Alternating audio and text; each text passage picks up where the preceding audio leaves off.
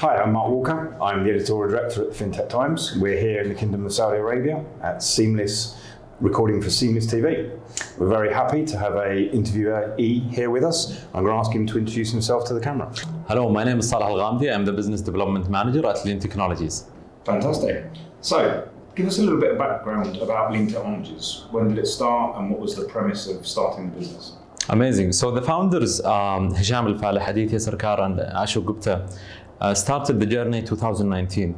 They were looking to start the operations in Saudi Arabia so that they can enable the connections between fintechs and banks and to have the financial inclusivity happening in reality. They saw that it was too early, so they decided to start from the UAE. We have been lucky to start in the UAE in 2021. We went live in around March. We went live with multiple fintechs in the UAE. It has been a very successful journey. Then working with Sama, we have been able to operate also in Saudi Arabia. We were the first licensed TSP in Saudi Arabia. And this week we are going live with Wally, which is the PFM, the global PFM that was operating with us in the UAE. So it's quite a journey. So let's take it back a couple of steps. So obviously, starting off in the UAE, open banking wasn't really a term at that time, 2019. So you started with the premise of connecting fintechs and banks together as a platform. So this is the strength of the founders. The founders were really able to figure out the metrics or how to operate in the UAE without having a regulated market. So the UAE is still a market-driven open banking player. So while all the fintechs in the UAE are using Lean APIs, or most of them, there is still no official regulation. But in Saudi Arabia, since SAMA has published the standard today, the framework for open banking, it has been really interesting to compare both together. So the UAE, when we went live, it was with the blessing of the regulator, but in Saudi, it has to be with an official approval from the regulator, and you have to report everything that you do. And of course, you have to reach maturity level 3, and you have to have a compliance in place, and it's very advanced. Also, we have been very lucky after raising the round to hire some of the best people. So we have great legal team, great compliance and risk team.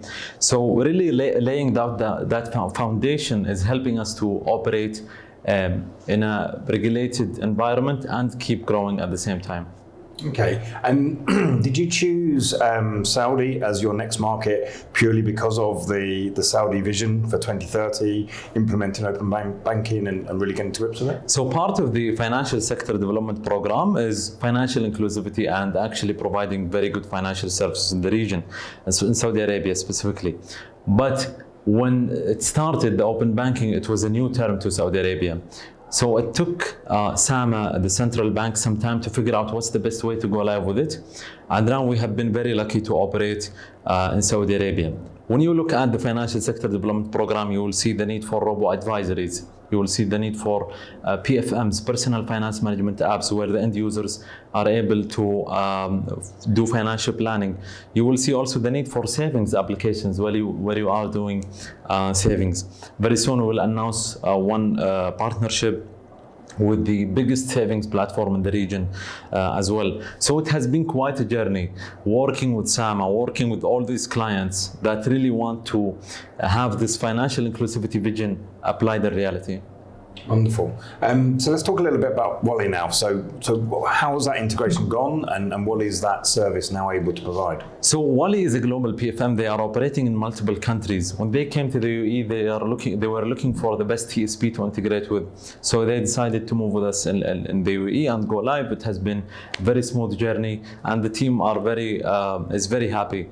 Then when they applied for Saudi Arabia to get the approval from SAMA to get the open banking license, they were looking also for the partner, and also we were at that time approved from SAMA.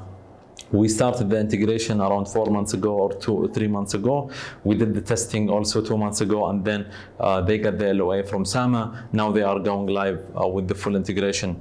And inshallah, with the full list of banks being integrated within the platform, it will be quite a journey. The end users will be very happy to have all the banks live on the platform. I think that's a really interesting point, to have them all live on the platform at the point of being able to do it. It makes obviously the exchange of data so much easier. Thinking a little bit about sort of the future, obviously I'm assuming you'll be looking to onboard more fintechs. Is there any other particular types of fintech you're looking for? You mentioned previously sort of robo-advisors and that. Are you focused on a particular subsector or just as many as possible? So from the regulated entities, we are looking to work with SAMA regulated businesses and CMA regulated businesses, Capital Market Authority. When you look at SAMA, you see financing companies, you see insurance companies, you see fintechs from all types, crowdfunding, lending, microfinance, and all these use cases that are very interesting. When we came to the market, we found that there is a huge opportunity here with SAMA only.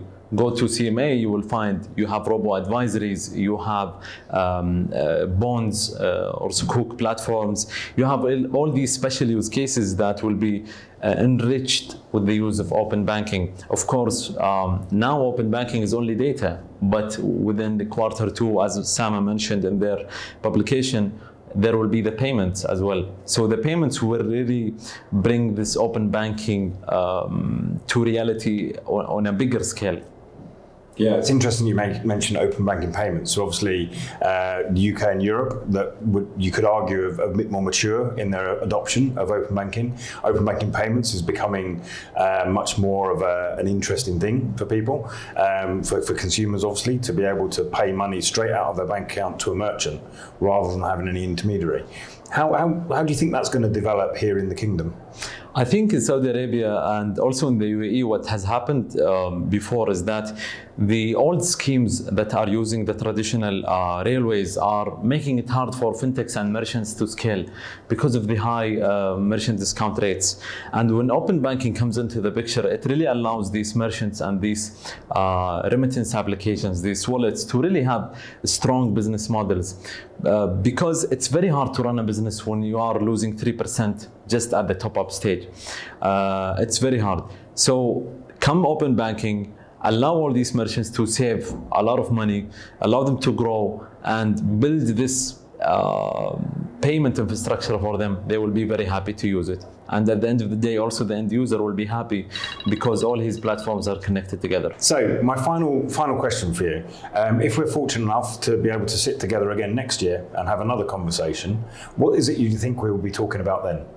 I think then we'll be talking about implementing a lot of use cases for variable recurring payments, where subscription-based businesses will be using lean payments. I think we'll be talking about cross-border payments. I think we'll be talking about very strong KYC use cases where platforms save a lot of money in doing KYC. Fantastic. Thank you so much for joining us here with Sinvest TV, powered by the Fintech Times. Thank you, Mark.